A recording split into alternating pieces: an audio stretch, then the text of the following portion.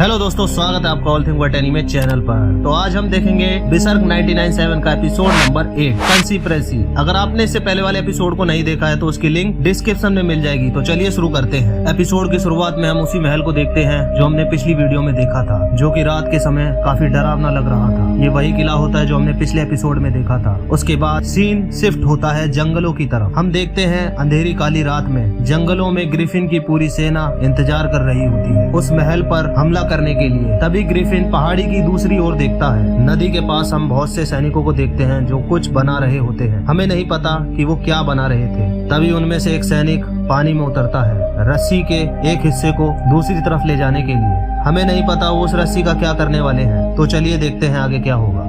वो सैनिक रस्सी के एक हिस्से को पेड़ पर बांध देता है और अपने साथियों को सिग्नल देता है। हम देखते हैं वो उन्होंने इसलिए किया होता है ताकि एक तरफ से दूसरी तरफ आसानी से नदी पार कर सके। तभी गट्स सैनिकों को बोलता है बाकी की रस्सियां भी बांध दो। फिर हम महल की तरफ देखते हैं जहाँ कई सारे सैनिक महल की निगरानी कर रहे होते हैं। वो कमांडर सैनिक के पास आकर पूछता है दुश्मन का कोई निशान मिला?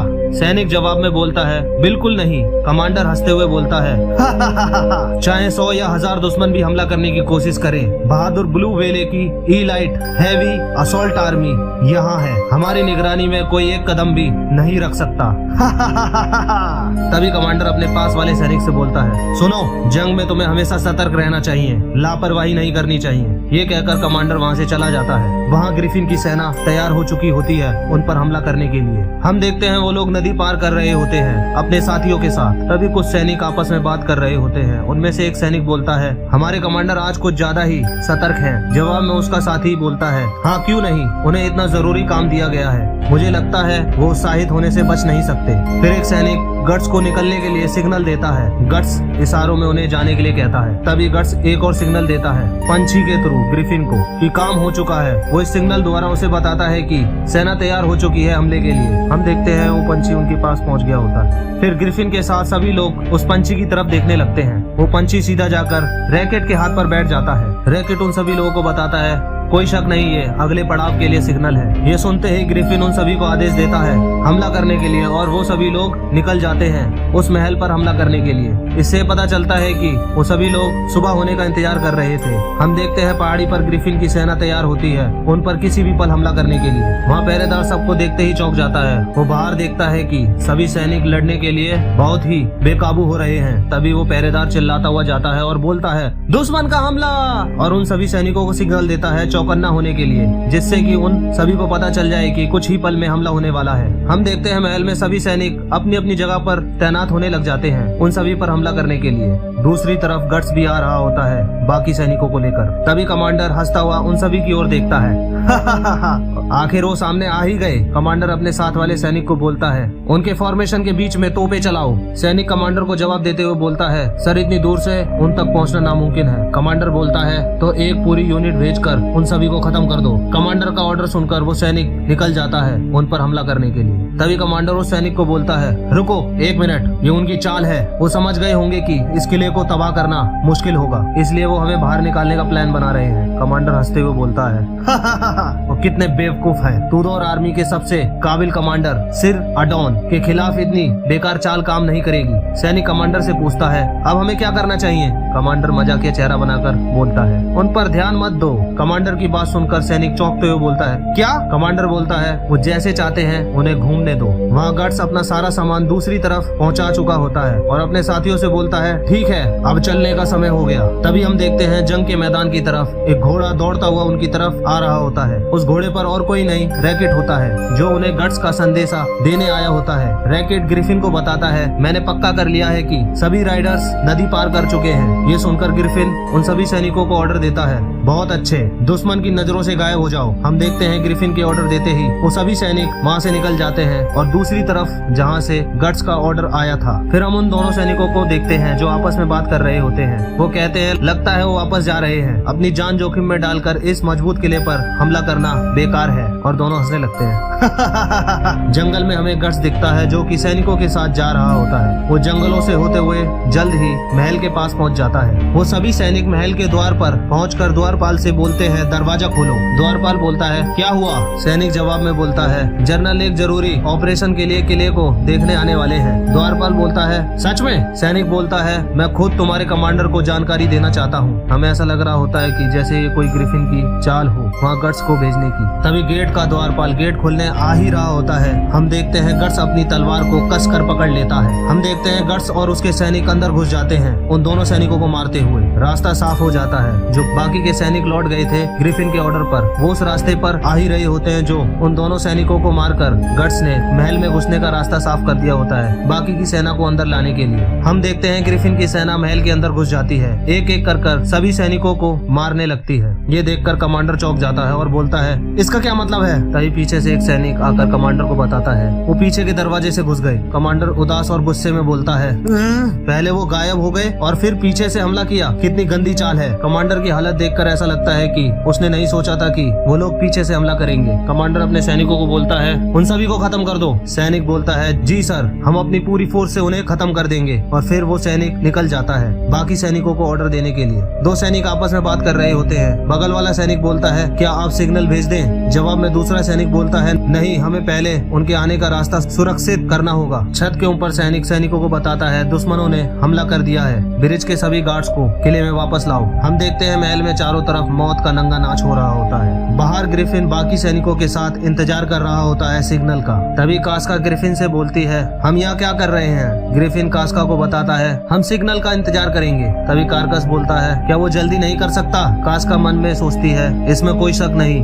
वो गट्स पर इतना भरोसा क्यों करता है। छत पर दोनों सैनिक आपस में बहस कर रहे होते हैं तुमने दरवाजा क्यों खोला? हम देखते हैं छत पर तैनात सभी सैनिकों को गट्स एक एक कर मौत के घाट उतारता जाता है। तभी गट्स अपने एक सैनिक साथी को सिग्नल देता है ग्रिफिन को सिग्नल भेजने के लिए, जिससे कि उनके बाकी के लोग भी अंदर आ सके। फिर वो सैनिक विसल बजाता है। उसे देखकर कमांडर घबराहट में बोलता है आखिर वो क्या था? महल के बाहर ग्रिफिन को सिग्नल मिलते ही ग्रिफिन सभी लोगों को बोलता है किले के सामने के दरवाजे की तरफ तेजी से भागो। फिर वो सभी लोग तेजी से महल की ओर बढ़ रहे होते हैं। तभी हम गट्स को देखते हैं घोड़े पर तेजी से महल के अंदर जाते हुए। महल की ऊपरी छत पर ये सब कमांडर भी देख रहा होता है और वो गुस्से में बोलता है अरे क्या उन्हें लगता है वो इतने कम लोगों के साथ जीत सकेंगे? फिर वो अपना हेलमेट पहन लेता है उन सभी से लड़ने के लिए और अपने सैनिकों को बोलता है मैं खुद उन्हें खत्म करूंगा। महल के पुल पर तेजी से ग्रिफिन अपने सभी सैनिकों को लेकर आ रहा होता है। तभी कमांडर के सैनिक घबराहट में और डरते हुए बोलते हैं दुश्मन सामने से भी हमला कर रहे हैं। उनकी बातों से ऐसा लग रहा था उन्होंने सोचा नहीं था कि वो लोग सामने से भी हमला करेंगे। ग्रिफिन की चाल देखकर कमांडर मन में बोलता है कितने चालबाज हैं ये, इस तरह दोनों तरफ से हमला करना। देखते ही देखते कमांडर के सभी सैनिक मारे जाते हैं। गट्स और ग्रिफिन आमने सामने एक दूसरे को मन में खुशी से देखते हैं कि उनका प्लान कामयाब रहा। फिर वो दोनों सभी सैनिक को एक एक कर मारने लगते हैं। कमांडर बोलता है अपने सैनिकों से हम दो ग्रुप के बीच फंस चुके हैं, अब हम कुछ नहीं कर सकते। कमांडर के बाकी सैनिक कमांडर से बोलते हैं हमें आपका अगला ऑर्डर दीजिए। सर, अचानक कमांडर बोलता है पीछे हटो, लेकिन मेरा दिमाग टूडोर एम्पायर की चाबी है और बोलता है मुझे यहाँ बेकार में मरने से बचना होगा। और फिर हम देखते हैं कमांडर महल की खुफिया जगह से बाहर निकल रहा होता है उन सभी की नजरों से। कमांडर का एक सैनिक कमांडर से बोलता है आप हमारे कमांडर हैं, आपने ऐसे वक्त के लिए भी एक राफ्ट तैयार रखी थी। कमांडर उसे जवाब देते हुए बोलता है मैं हमेशा तैयार रहता हूँ, ये एक कमांडर का काम है। तभी घबराहट में उसका सैनिक बोलता है कमांडर। उन्हें देखकर ऐसा लग रहा होता है कि ग्रिफिन के सैनिकों ने उन्हें उधर से बाहर निकलते हुए देख लिया। पर हम देखते हैं उसी जगह से उसके कुछ सैनिक आ रहे होते हैं और उसमें से एक सैनिक बोलता है प्लीज हमें भी अपने साथ ले चलिए। कमांडर के सैनिक उससे भीख मांग रहे होते हैं उन सभी को अपने साथ ले जाने के लिए। हम देखते हैं वो सभी सैनिक उस क्राफ्ट पर चढ़ने लगते हैं, मगर कमांडर उन सभी को लात मारते हुए बोलता है तुम सभी कितने निकम्मे हो। कमांडर उन सभी को प्रवचन देने लगता है ये एक कीमती नाव है जो उसी के वंशज इस्तेमाल कर सकते हैं और बोलता है अपना आर्मर हटाओ, तुम सभी तैर सकते हो। महल के अंदर हम देखते हैं सभी सैनिक मारे जा चुके होते हैं ग्रिफिन की सेना द्वारा। उन सभी सैनिकों की लाशें महल में इधर उधर पड़ी होती है। गट्स घोड़े से उतरकर उन मरे हुए सैनिकों की ओर देखने लगता होता है। तभी वहाँ ग्रिफिन आ जाता है और बोलता है तुमने अच्छा किया। गट्स बोलता है मैंने सिर्फ तुम्हारा ऑर्डर फॉलो किया। हम देखते हैं गट्स के इस काम को देखकर सभी लोग उसे खुशी से देख रहे होते हैं। तभी जडेऊ देखता है एक सैनिक बच गया होता है जो कि हमला करने ही वाला होता है। तभी वो अचानक अपना हथियार उस पर फेंक कर मारता है जिससे वो सैनिक मारा जाता है। और फिर रैकेट बोलता है हमने कर लिया, आखिरकार हमने तूदोर टेरिटरी की एक रुकावट को हटा दिया। जडेऊ बोलता है हमने डोल्ड्रे जाने का रास्ता खोल दिया है। उसके बाद सीन शिफ्ट होता है और हम देखते हैं बहुत भयंकर आंधी चल रही होती है। उस आंधी की धूल में हमें एक महल दिखता है। महल के अंदर हमें कमांडर दिखता है जो खुशी से उधर आ रहा होता है अपने सैनिकों के साथ। वो अपने सैनिकों से बोलता है काफी लंबा सफर था, पहले मैं पेट भर खाना खाऊंगा और फिर मैं आराम करूंगा। तभी हम कमांडर के जर्नल को देखते हैं जो कि काफी गुस्से में देख रहा होता है। जर्नल कमांडर से पूछता है फोर्ट ब्रैक्स का क्या हुआ।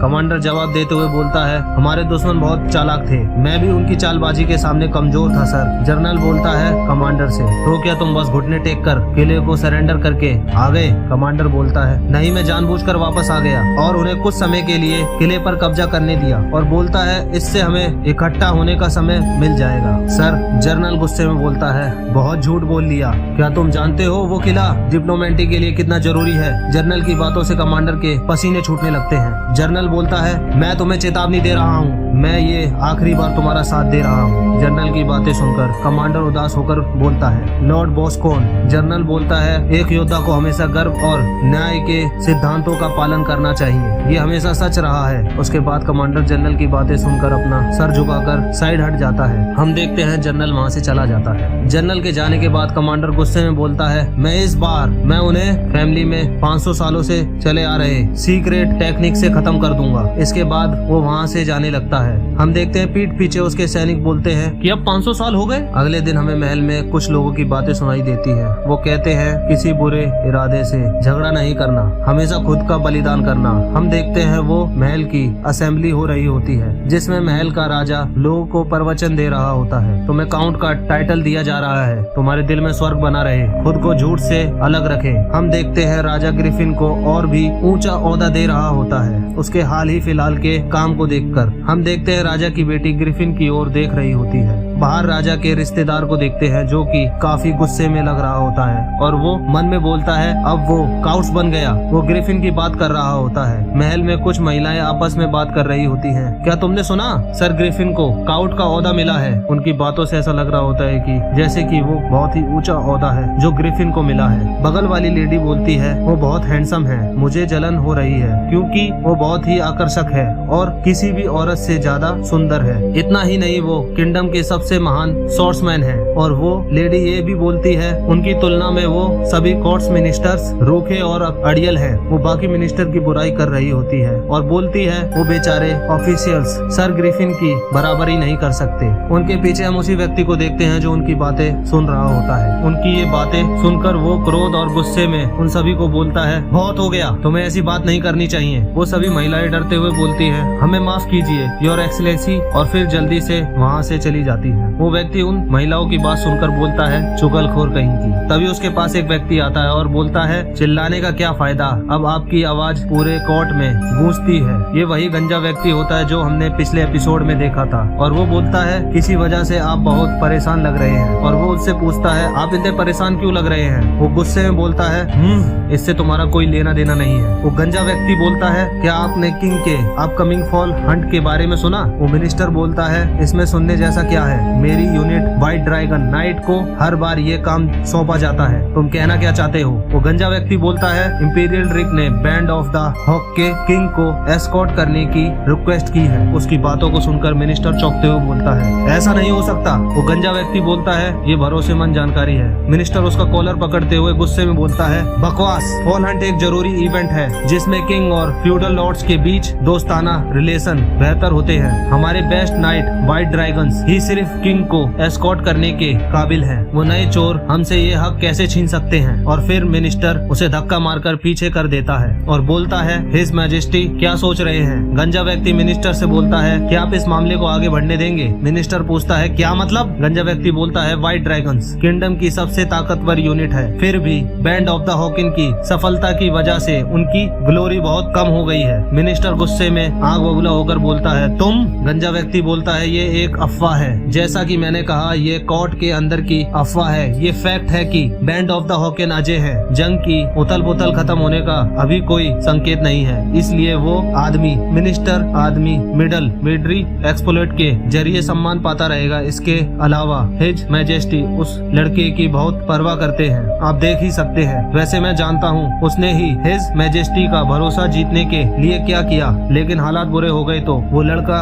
जनरल भी बन सकता है। उसकी बातों से मिनिस्टर बहुत ही गुस्सा हो रहा होता है और बोलता है, बकवास मत करो, मैं कभी ऐसा नहीं होने दूंगा। मर्सिनरी जनरल बन गए, ऐसा कभी नहीं हुआ। वो कमीना मेरी तरह एक जनरल बनेगा? वो नीची जात का आदमी मेरे लेवल की बराबरी नहीं कर सकता। वो गंजा व्यक्ति मिनिस्टर को उकसा रहा होता है और वो हम नहीं जानते वो ऐसा किस लिए कर रहा है, ये तो हमें आगे पता चलेगा। और वो गंजा व्यक्ति बोलता है, वैसे मैंने सिर्फ संभावनाएं बताई हैं जो हो सकती हैं। मिनिस्टर बोलता है, मैं बिल्कुल भी ऐसा नहीं होने दूंगा। गंजा व्यक्ति हंसते हुए बोलता है फिर भी हंटिंग के दौरान जान का खतरा हमेशा होता है, चाहे वो इंपीरियर इवेंट ही क्यों ना हो। कोई नहीं जानता जंग में किस तरह के राक्षस छुपे हों। मिनिस्टर उसकी बातें सुनकर उससे पूछता है, तुम क्या कहने की कोशिश कर रहे हो? वो बताता है, सिर्फ राक्षस ही खतरनाक नहीं होते, बल्कि राक्षस पर चलाए गए भटके तीर भी खतरनाक होते हैं। मिनिस्टर बोलता है, भटके तीर? गंजा व्यक्ति बोलता है, और ऐसे भटके तीर जिस पे जहर लगा हो। उसकी बातें सुनकर मिनिस्टर की आंखें फटी की फटी रह जाती हैं। मिनिस्टर बोलता है, अगर तुम्हारा मतलब? गंजा व्यक्ति बोलता है, भटका तीर